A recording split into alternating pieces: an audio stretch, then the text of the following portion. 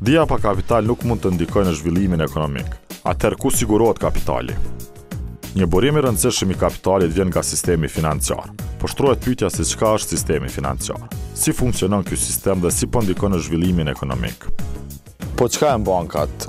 Kur u themeluan dhe çfarë misioni kanë?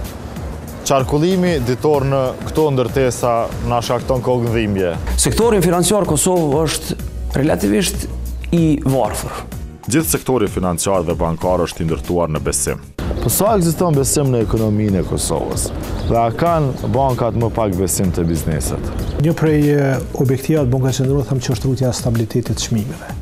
Normat e interesit Kosovë janë të larta për arsye se ne kemi edhe norma të larta në depozita. Problemi tjetër është ambienti i përgjithshëm për biznes.